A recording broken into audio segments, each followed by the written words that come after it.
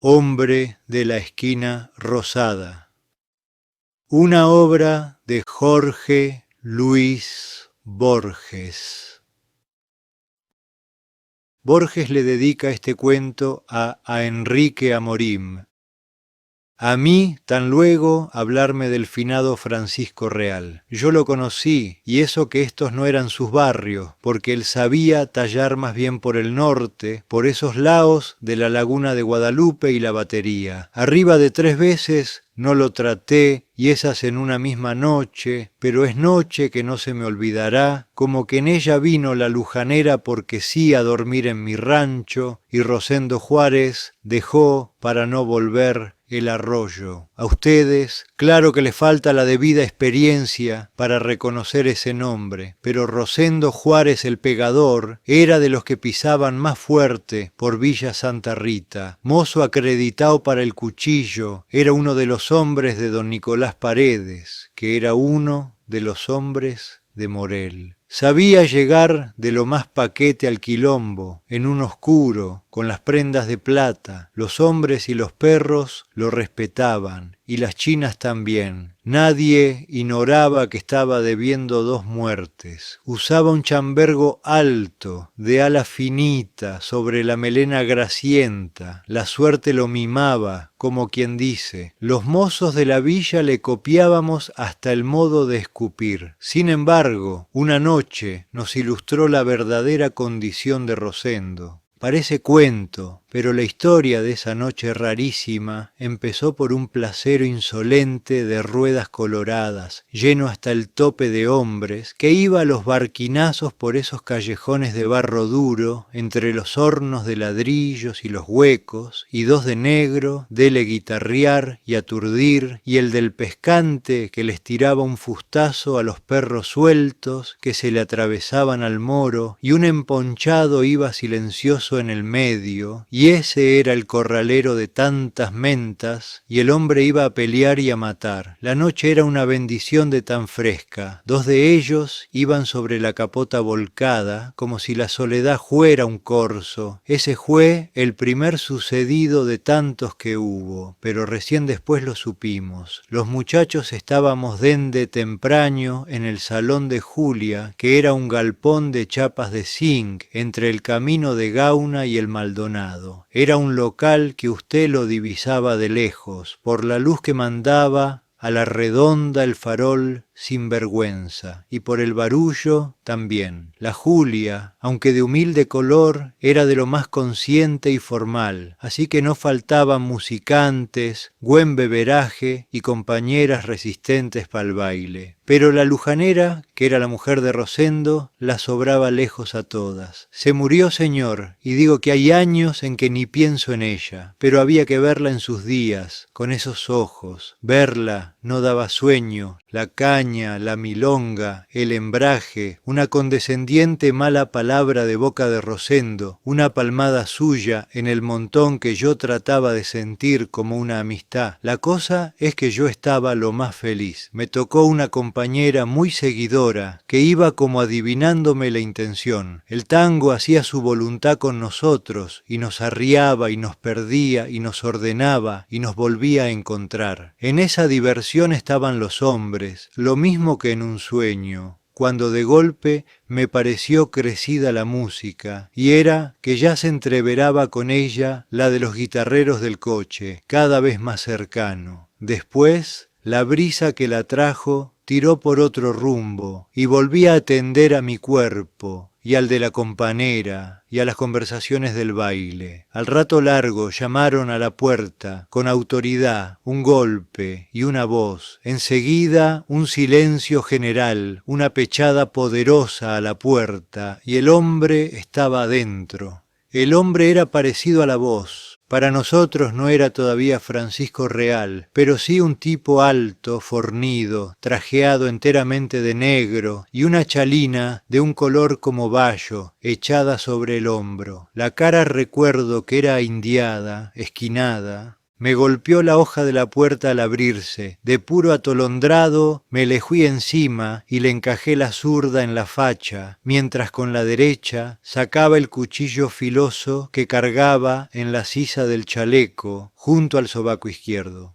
Poco iba a durarme la atropellada. El hombre, para afirmarse, estiró los brazos y me hizo a un lado, como despidiéndose de un estorbo. Me dejó agachado detrás, todavía con la mano abajo del saco, sobre el arma inservible. Siguió como si tal cosa, adelante. Siguió siempre más alto que cualquiera de los que iba desapartando, siempre como sin ver. Los primeros, puro italianaje mirón, se abrieron como abanico, apurados. La cosa no duró. En el montón siguiente ya estaba el inglés esperándolo, y antes de sentir en el hombro la mano del forastero, se le durmió con un planazo que tenía listo. Fue ver ese planazo, y fue venírsele ya todos al humo. El establecimiento tenía más de muchas varas de fondo y lo arriaron como un Cristo, casi de punta a punta, a pechadas, a silbidos y a salivazos. Primero le tiraron trompadas, después, al ver que ni se atajaba los golpes, puras cachetadas, a mano abierta o con el fleco inofensivo de las chalinas, como riéndose de él, también como reservándolo para Rosendo, que no se había movido para eso de la pared del fondo, en la que hacía espaldas, callado. Pitaba con apuro su cigarrillo, como si ya entendiera lo que vimos claro después. El corralero fue empujado hasta él, firme y ensangrentado, con ese viento de chamuchina pifiadora detrás, silbando, chicoteado, escupido. Recién habló cuando se enfrentó con Rosendo. Entonces lo miró y se despejó la cara con el antebrazo y dijo estas cosas. Yo soy Francisco Real, un hombre del norte. Yo soy Francisco Real, que le dicen el corralero. Yo les he consentido a estos infelices que me alzaran la mano, porque lo que estoy buscando es un hombre. Andan por ahí unos bolaceros diciendo que en estos andurriales hay uno que tiene mentas de cuchillero y de malo y que le dicen el pegador. Quiero encontrarlo para que me enseñe a mí, que soy Naides, lo que es un hombre de coraje y de vista. Dijo esas cosas y no le quitó los ojos de encima. Ahora le relucía un cuchillón en la mano derecha, que en fija lo había traído en la manga. Alrededor se habían ido abriendo los que empujaron, y todos los mirábamos a los dos en un gran silencio. Hasta la jeta del mulato ciego que tocaba el violín acataba ese rumbo. En eso oigo que se desplazaban atrás y me veo en el marco de la puerta 6 o 7 hombres que serían la barra del corralero. El más viejo, un hombre apaisanado, curtido, de bigote entrecano, se adelantó para quedarse como encandilado por tanto embrague y tanta luz y se descubrió con respeto. Los otros vigilaban, listos para adentrar a tallar si el juego no era limpio. ¿Qué le pasaba mientras tanto a Rosendo, que no lo sacaba pisoteando a ese balaquero? Seguía callado, sin alzarle los ojos. El cigarro no sé si lo escupió o si se le cayó de la cara. Al fin pudo acertar con unas palabras, pero tan despacio, que a los de la otra punta del salón no nos alcanzó lo que dijo. Volvió Francisco Real a desafiarlo y él a negarse. Entonces el más muchacho de los forasteros silbó. La lujanera lo miró aborreciéndolo y se abrió paso con la crencha en la espalda, entre el carreraje y las chinas, y se fue a su hombre y le metió la mano en el pecho y le sacó el cuchillo desenvainado y se lo dio con estas palabras. Rosendo, creo que lo estarás precisando. A la altura del techo había una especie de ventana alargada que miraba al arroyo. Con las dos manos recibió Rosendo el cuchillo y lo filió como si no lo reconociera. Se empinó de golpe hacia atrás y voló el cuchillo derecho y fue a perderse afuera en el Maldonado. Yo sentí como un frío. «De asco no te carneo», dijo el otro, y alzó, para castigarlo, la mano. Entonces la lujanera se le prendió, y le echó los brazos al cuello, y lo miró con esos ojos, y le dijo con ira, Déjalo a ese, que nos hizo creer que era un hombre.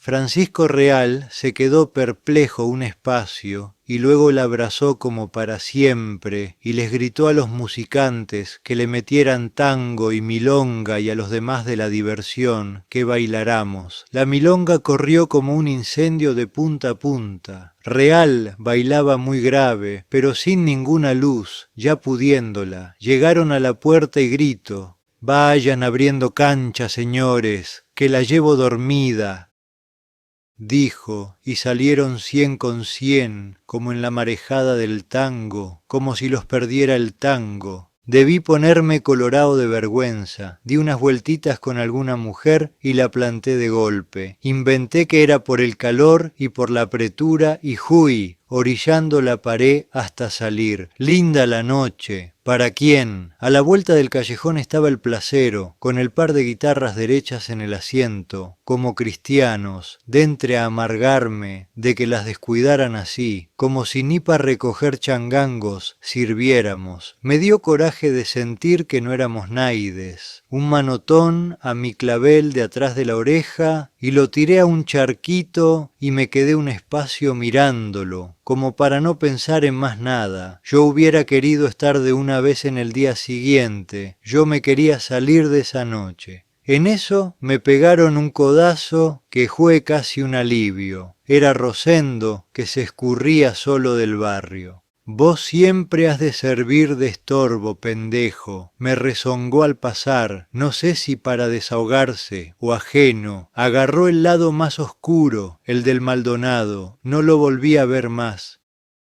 Me quedé mirando esas cosas de toda la vida, cielo hasta decir basta, el arroyo que se emperraba solo ahí abajo, un caballo dormido, el callejón de tierra, los hornos, y pensé que yo era apenas otro yuyo de esas orillas, criado entre las flores de sapo y las osamentas. ¿Qué iba a salir de esa basura sino nosotros, gritones pero blandos para el castigo, boca y atropellada no más? Sentí después que no, que el barrio cuanto más aporriao, más obligación de ser guapo. Basura, la milonga, dele loquear y dele bochinchar en las casas, y traía olor a madreselvas el viento, linda al ñudo la noche, había de estrellas como para marearse mirándolas una encima de otras. Yo forcejeaba por sentir que a mí no me representaba nada el asunto, pero la cobardía de Rosendo y el coraje insufrible del forastero no me querían dejar. Hasta de una mujer para esa noche se había podido aviar el hombre alto. Para esa y para muchas, pensé, y tal vez para todas, porque la lujanera era cosa seria. Sabe Dios qué lado agarraron. Muy lejos no podían estar. A lo mejor ya se estaban empleando los dos en cualesquier cuneta. Cuando alcancé a volver, seguía como si tal cosa el bailongo. Haciéndome el chiquito, me entreveré en el montón y vi que alguno de los nuestros había rajado y que los norteros tangueaban junto con los demás. Codazos y encontrones no había, pero sí recelo y decencia. La música parecía dormilona. Las mujeres que tangueaban con los del norte no decían «esta boca es mía». Yo esperaba algo, pero no lo que sucedió. Afuera oímos una mujer que lloraba y después la voz que ya conocíamos, pero serena, casi demasiado serena, como si ya no fuera de alguien, diciéndole «Entrá, mija», y luego otro llanto, luego la voz como si empezara a desesperarse. Abrí, te digo, abrí gaucha arrastrada, abrí, perra. Se abrió en eso la puerta tembleque y entró la lujanera, sola, entró mandada, como si viniera arreándola alguno. «La está mandando un ánima», dijo el inglés.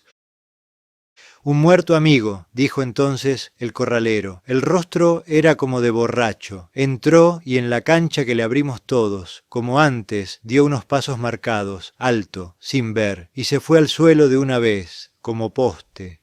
Uno de los que vinieron con él lo acostó de espaldas y le acomodó el ponchito de almohada. Esos auxilios lo ensuciaron de sangre. Vimos entonces que traía una herida fuerte en el pecho. la sangre le encharcaba y ennegrece a un lengue punzó, que antes no le observé, porque lo tapó la chalina. Para la primera cura, una de las mujeres trujo caña y unos trapos quemados. El hombre no estaba para explicar. La lujanera lo miraba como perdida, con los brazos colgando.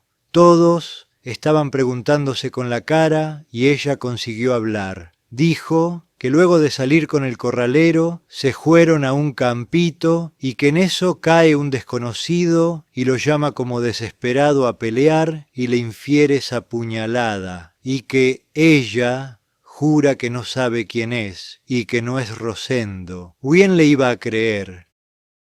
El hombre a nuestros pies se moría. Yo pensé que no le había temblado el pulso al que lo arregló. El hombre, sin embargo, era duro. Cuando golpeó, la Julia había estado cebando unos mates y el mate dio a vuelta redonda y volvió a mi mano antes que falleciera. Tápenme la cara, dijo despacio, cuando no pudo más. Solo le quedaba el orgullo y no iba a consentir que le curiosearan los visajes de la agonía. Alguien le puso encima el chambergo negro, que era de copa altísima. Se murió abajo del chambergo, sin queja. Cuando el pecho acostado dejó de subir y bajar, se animaron a descubrirlo. Tenía ese aire fatigado de los difuntos. Era de los hombres de más coraje que hubo en aquel entonces, dende la batería hasta el sur. En cuanto lo supe muerto y sin habla, le perdí el odio.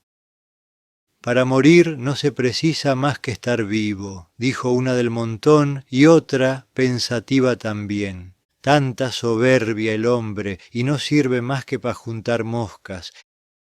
Entonces los norteros fueron diciéndose un cosa despacio y dos a un tiempo la repitieron fuerte después. Lo mató la mujer. Uno le gritó en la cara si era ella y todos la acercaron. Ya me olvidé que tenía que prudenciar y me les atravesé como luz. De atolondrado, casi pelo el fillingo. Sentí que muchos me miraban, para no decir todos. Dije como con sorna. Fíjense en las manos de esa mujer, qué pulso ni qué corazón va a tener para clavar una puñalada. Añadí medio desganado de guapo. ¿Quién iba a soñar que el finao, que a según dicen era malo en su barrio, fuera a concluir de una manera tan bruta y en un lugar tan enteramente muerto como este, ande no pasa nada, cuando no cae alguno de afuera para distraernos y queda para la escupida después? El cuero no le pidió viaba a ninguno. En eso iba creciendo en la soledad un ruido de jinetes. Era la policía. Quien más, quien menos, todos tendrían su razón para no buscar ese trato, porque determinaron que lo mejor era traspasar el muerto al arroyo. Recordarán ustedes aquella ventana alargada por la que pasó en un brillo el puñal. Por ahí pasó después el hombre de negro. Lo levantaron entre muchos y de cuántos centavos y cuánta soncera tenía, lo aligeraron esas manos y alguno le achó un dedo para refalarle el anillo. Aprovechadores, señor, que así se le animaban a un pobre dijunto indefenso, después que lo arregló otro más hombre, un envión y el agua torrentosa, y sufrida se lo llevó. Para que no sobrenadara no sé si le arrancaron las vísceras, porque preferí no mirar. El de bigote gris no me quitaba los ojos. La lujanera aprovechó el apuro para salir. Cuando echaron su vistazo los de la ley, el baile estaba medio animado, el ciego del violín les sabía sacar unas habaneras de las que ya no se oyen, afuera estaba queriendo clarear, unos postes de ñandubay sobre una lomada estaban como sueltos, porque los alambrados finitos no se dejaban divisar tan temprano. Yo me fui tranquilo a mi rancho, que estaba a unas 3 cuadras. Ardía en la ventana una lucecita que se apagó enseguida. De juro que me apure a llegar, cuando me di cuenta. Entonces Borges volví a sacar el cuchillo corto y filoso que yo sabía cargar aquí, en el chaleco, junto al sobaco izquierdo, y le pegué otra revisada despacio, y estaba como nuevo, inocente, y no quedaba ni un rastrito de sangre.